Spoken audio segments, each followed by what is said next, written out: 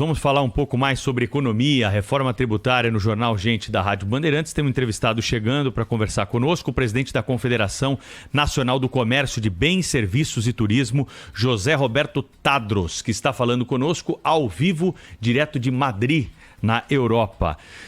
Senhor José Roberto, seja bem-vindo aqui ao programa. Queria perguntar para o senhor sobre a reforma tributária e o setor de serviços. Tem muita gente falando aí nessas especulações das mudanças que o Congresso Nacional vai analisar, que o setor de serviços é que vai pagar essa conta. Qual é a principal preocupação aí em relação a essas mudanças no regime tributário brasileiro? Bom dia. Bom dia, Pedro. Na verdade, eu deveria lembrar a você que, com o avanço da tecnologia, hoje, quem gera emprego é o setor de comércio e serviços. A indústria está mecanizada e a agricultura também. Quando você aumenta a carga tributária do setor de serviços e do comércio, que é a atividade terciária, isso quer dizer que o custo vai aumentar sobremaneira para a população em geral. E eu não sei se o brasileiro, com os baixos salários que recebe, podem aguentar mais carga tributária. No meu entendimento, eu acho que essa reforma tributária tem que passar por um processo de entendimento de tal ordem que não pode ter que ter o arcabouço fiscal. Esse arcabouço deve ter um limitador de gastos públicos para que a carga tributária não aumente. Aumentando a carga tributária, reduzem-se os empregos, reduz-se a circulação de bens e serviços, as empresas quebram e a população do Brasil, que já é sacrificada com baixos salários, passa a ser mais ainda sacrificada com alto custo dos produtos oferecidos para o público em geral.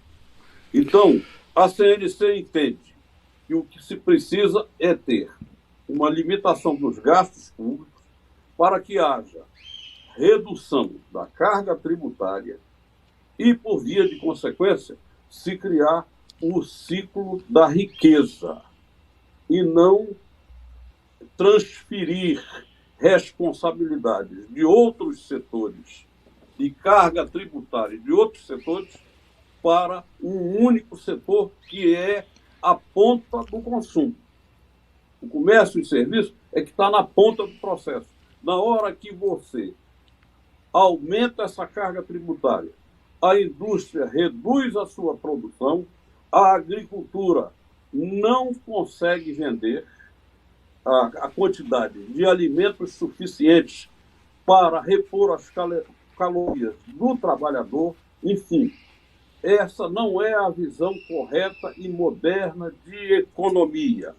A economia brasileira tem que soltar as suas amarras e permitir que o bem principal, o bem comum, é do povo em si.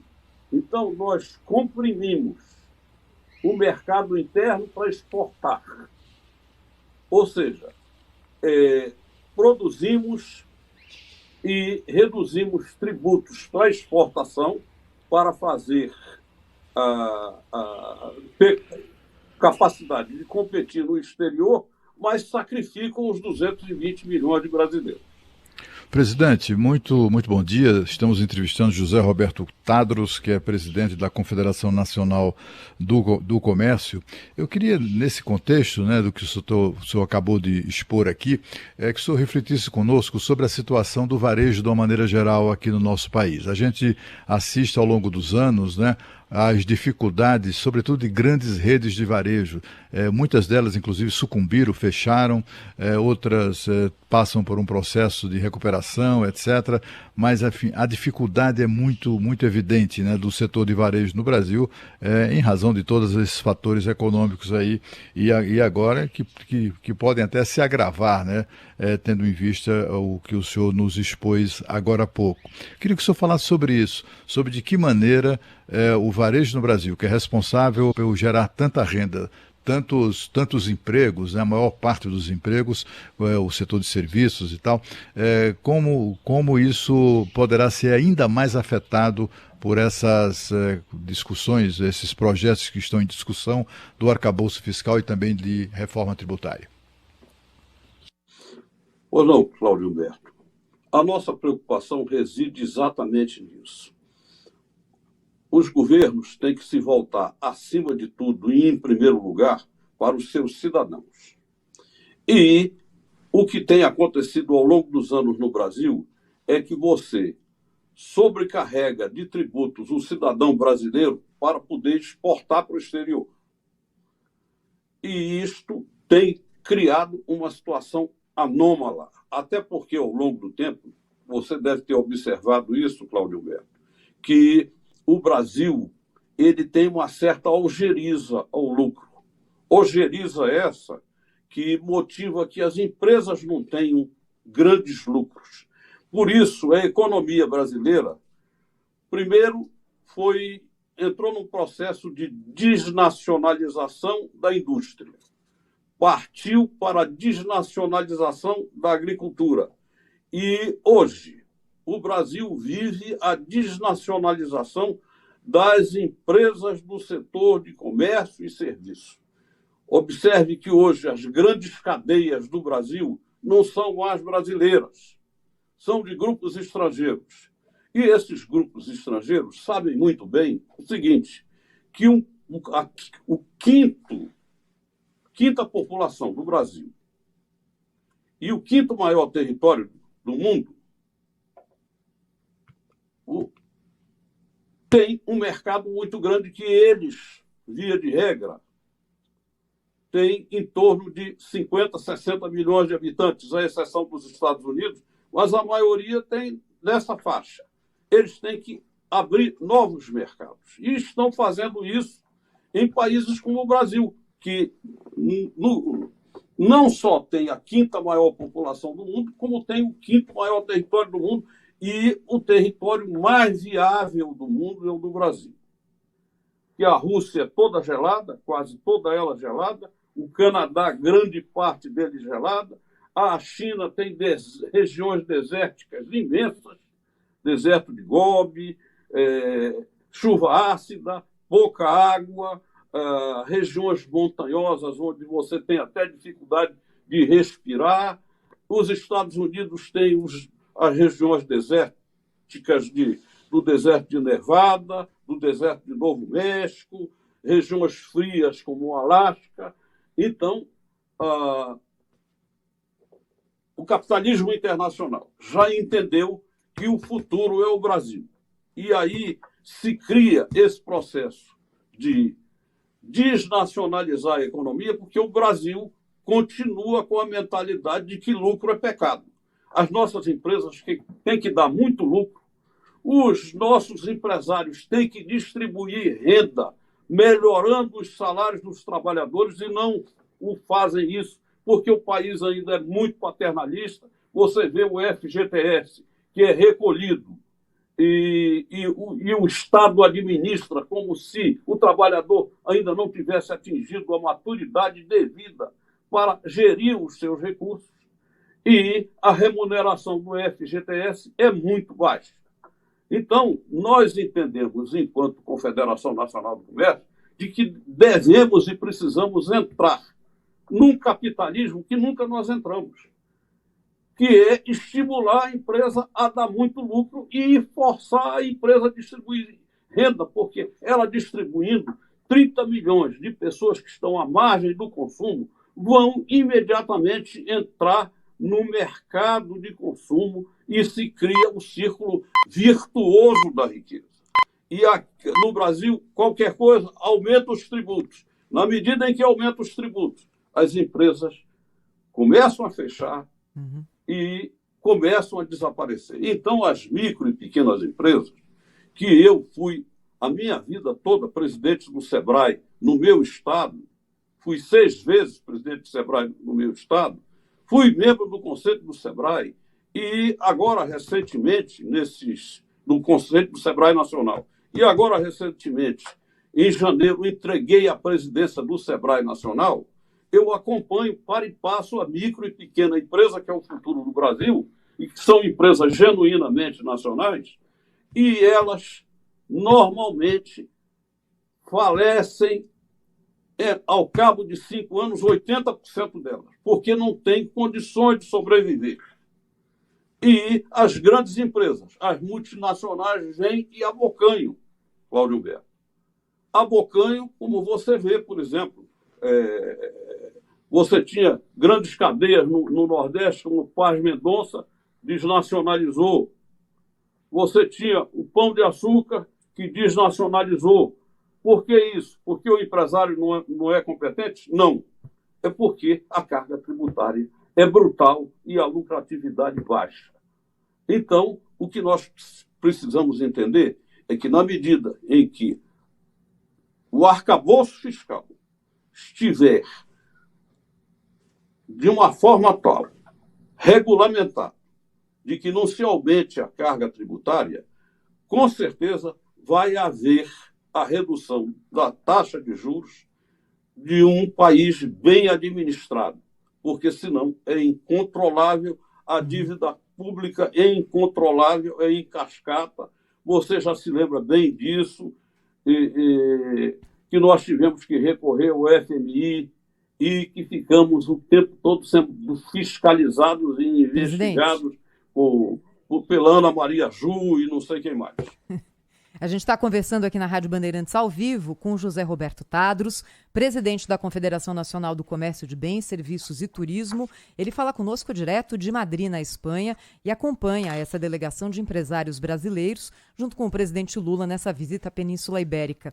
E aí, presidente, eu queria aproveitar e perguntar para o senhor o seguinte, já que o contexto da nossa conversa, por enquanto, é reforma tributária e também desnacionalização desse setor no país. Como o senhor e a confederação que o senhor representa viram essa decisão e depois o recuo do governo brasileiro em relação aos gigantes de comércio eletrônico, comércio digital, comércio virtual, especialmente da China, aqueles sites que vendem para pessoas físicas no Brasil e conseguem colocar produtos dentro do território nacional com uma carga tributária muito baixa ou nenhuma? Qual, na opinião do senhor, deveria ser a política correta para esse caso?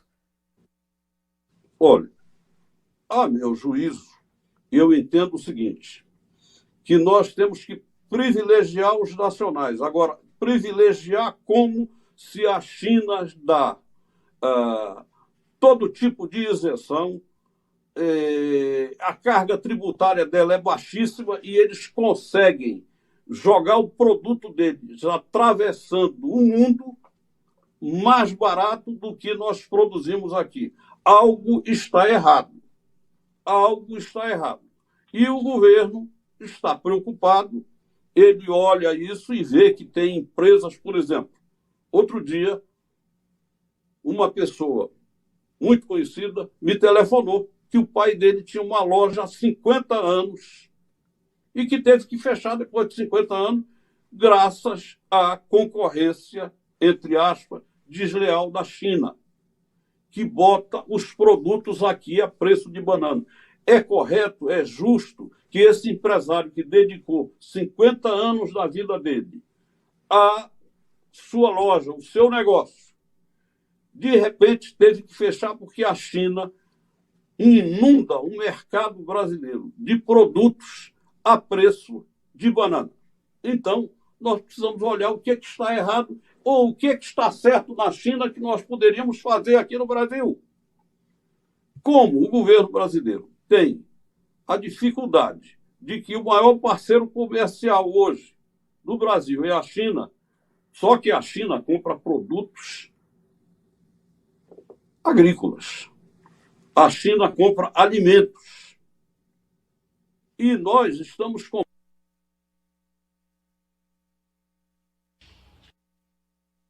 de outras de boa qualidade.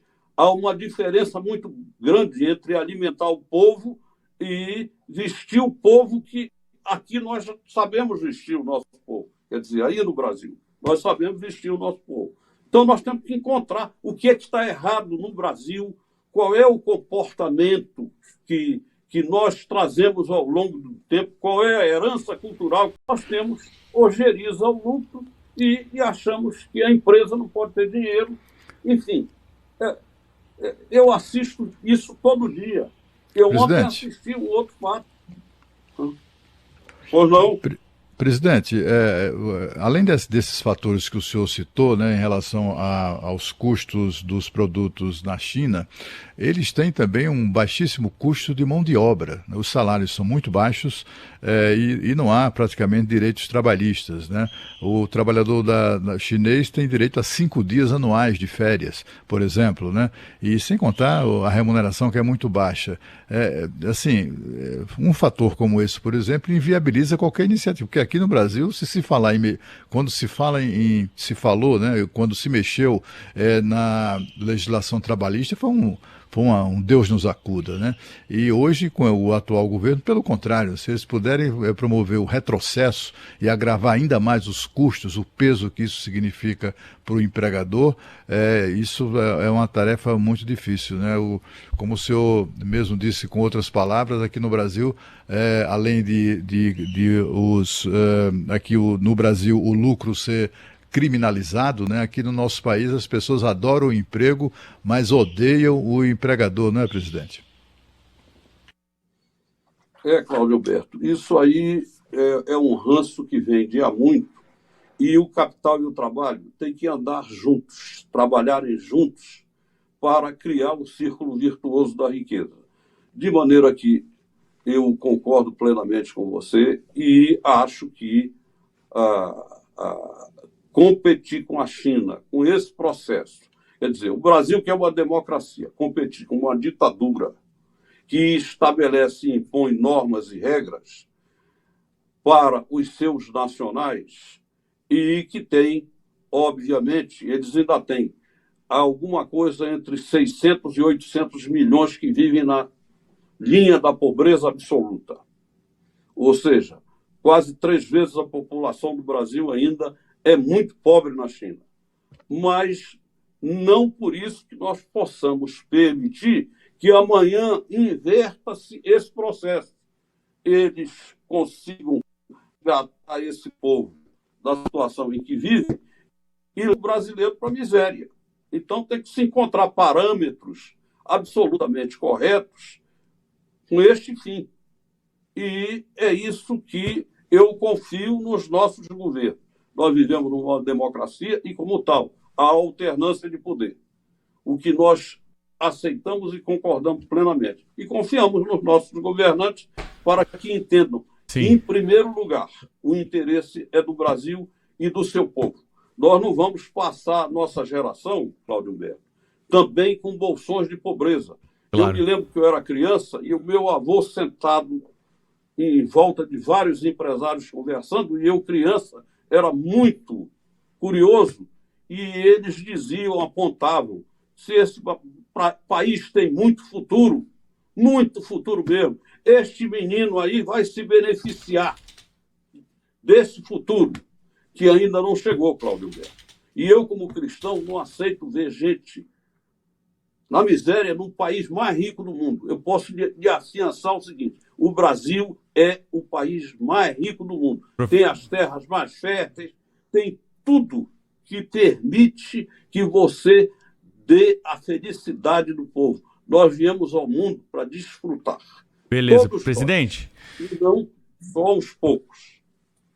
Presidente José Roberto Tados, da Confederação Nacional do Comércio de Bens, Serviços e Turismo, conversou com a gente aqui sobre assuntos importantes, né, do setor e da economia brasileira. Fico